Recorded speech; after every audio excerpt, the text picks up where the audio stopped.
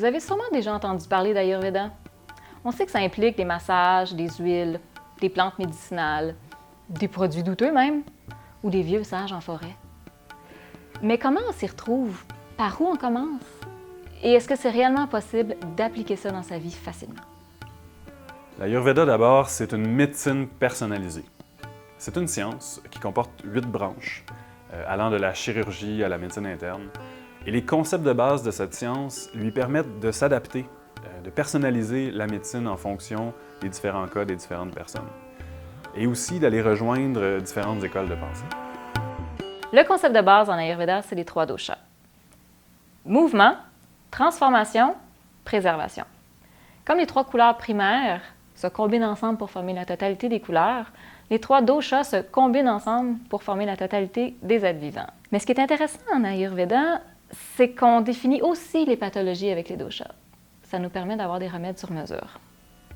D'où ça nous vient, cette science-là? Ça nous vient d'une époque très reculée, donc ça date de plusieurs millénaires, c'est multimillénaire, et c'est né dans l'espace culturel du sous-continent indien. Donc ça dépasse les frontières géographiques de l'Inde. Les plus anciennes traces de cette médecine proviennent du Rig Veda, un des plus anciens livres de l'humanité. Et aujourd'hui encore, grâce aux traditions orales, écrites, on a réussi à transmettre l'Ayurveda jusqu'à nous. Et l'aventure se poursuit, l'Ayurveda continue d'évoluer, notamment avec la science moderne aujourd'hui. Plusieurs recherches portent notamment sur le boswellia, le curcuma par exemple, le gymnema sylvestre pour le diabète, et j'en passe.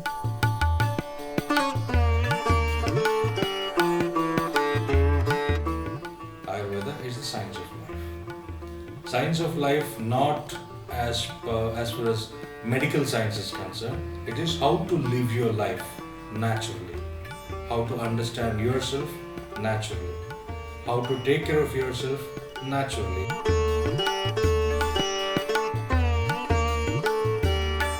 L'Ayurveda est une science, c'est aussi un art, celui de retrouver son équilibre.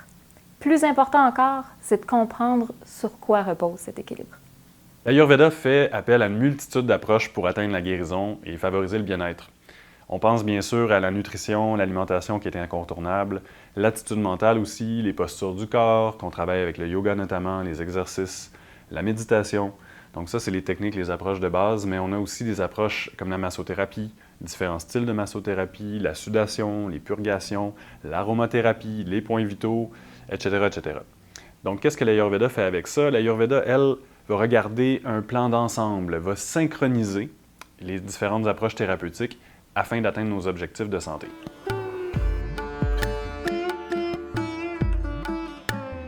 La science moderne rejoint l'Ayurveda depuis qu'il est démontré que matière, énergie et lumière ne font qu'un.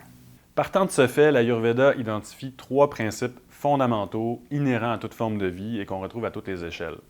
Donc c'est le mouvement, qu'on appelle Vata, la transformation, Pitta, et la préservation, Kapha. Si je prends l'exemple d'une cellule, on a les cils de la cellule qui bougent, la cellule peut se mouvoir un petit peu, donc ça c'est le mouvement.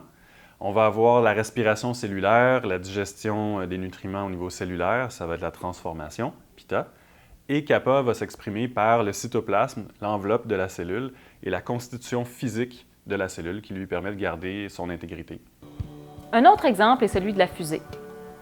L'allumage et la trajectoire correspondent à Vata, la puissance et la poussée à Pitta, et la réserve de carburant à Kapha. Vata, Pitta et Kapha, qui sont les 3 doshas, forment ensemble la clé pour comprendre et appliquer l'Ayurveda. Ils façonnent ensemble le vivant comme les 3 couleurs primaires se combinent pour former une panoplie de couleurs. C'est dans l'équilibre de ces 3 principes que repose le secret de la santé. Vata is a dosha which manages all the movements in the body. Movements as in walking, talking, blinking, swallowing, defecating, urinating, everything. All the movements in the body, voluntary or involuntary, is governed by the principles of Vata. Pitta is digestion, assimilation, absorption. Whatever you eat, it needs to be digested. It has to be broken down into various nutrient factors and then assimilated, absorbed at the right place at the right time. Kapha is anything which protects the body. the joint fluids which protects the joints, the fluid around the heart which protects the heart. Kapha means protection. So that also includes immunological factors.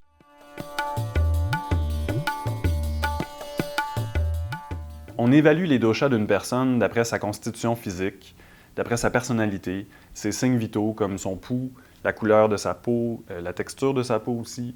On va regarder s'il y a des symptômes, des émotions. Donc tout ça va nous aider à évaluer les doshas d'une personne autant au niveau de sa nature que de son état. Décrivons un peu mieux qu'est-ce que le dosha Vata, le mouvement. Vata est associé aux éléments espace et air. Vata dans le corps, c'est les mouvements du corps, donc la locomotion, mais aussi le transit digestif, le sang qui circule dans le corps, les influx nerveux. Donc, tout ce qui est mouvement dans le corps est relatif à Vata. Vata, c'est aussi l'enthousiasme, la curiosité, initier des projets.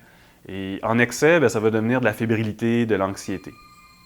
Vata évoque pour moi le mouvement, l'air, les idées brouillées, le froid, le vent, le sec, le cassant, les ballonnements, le noir, la noirceur, autant dans les idées que sur la peau. Quant à Pitta, le dosha qui a trait à la transformation, on l'associe aux éléments eau et feu. La transformation dans le corps, ça s'exprime par les messagers chimiques, alors les neurotransmetteurs, les hormones, la digestion bien sûr, l'acide gastrique, les enzymes, mais aussi le sang qui transporte les nutriments. Donc tout ce qui est réactif chimiquement, tout ce qui se transforme, tout ce qui digère, ça a le rapport avec Pitta.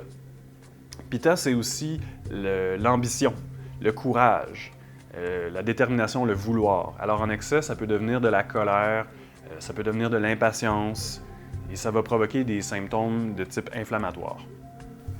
Pitta, avec la transformation, c'est le feu, la chaleur, la digestion, la passion, la colère, l'irritabilité, le rouge, les couleurs de feu, les couleurs chaudes. Alors Kapha, la préservation, est associée aux éléments eau et terre. Dans le corps, la préservation, ça s'exprime par la peau qui nous protège et délimite, les corps gras qui nous protègent du froid et des chocs. Ça s'exprime par toutes les lubrifications des articulations, des muqueuses qui recouvrent et nous protègent. C'est aussi le système immunitaire qui protège notre organisme des agents extérieurs. C'est aussi le squelette, les muscles, qui nous tient, qui nous donne forme. Alors Kapha procure de l'endurance, de la force, du calme, une assise. En excès, ça peut devenir de la paresse, de la fatigue, de la lourdeur par contre. Kapha, avec la préservation, me fait penser à de la stabilité, léthargie même. Tendresse, tranquillité, mélancolie, gain de poids, abondance, couleur pâle, peau blanche, cheveux blonds, grands yeux, tendres et doux. L'Ayurveda sert à décrire la vie et la santé dans toute sa complexité, mais le plus simplement possible. Ça nous donne un grand pouvoir sur soi et sur sa santé. Voyez-le comme un outil pratique et flexible plutôt qu'un moule auquel on doit se conformer. Les enseignements qu'on vous propose dans nos vidéos didactiques sont organisés dans une structure de spirale. C'est-à-dire qu'on passe en revue la base des éléments, des concepts qui forment l'Ayurveda, et ensuite on les approfondit encore et encore, et ça vous permet de choisir certaines branches que vous souhaitez approfondir. Dans nos prochaines vidéos, vous allez découvrir l'alimentation selon l'Ayurveda, les pathologies courantes, comment les traiter, comment les soigner, les plantes médicinales, leurs usages, donc des plantes médicinales locales, mais aussi ayurvédiques indiennes, et aussi les principes de base de l'Ayurveda. On va les approfondir, on va découvrir tout ce qui est ayurvédique, ainsi que l'histoire. Alors je vous invite à découvrir avec nous, à apprendre davantage et à suivre nos vidéos.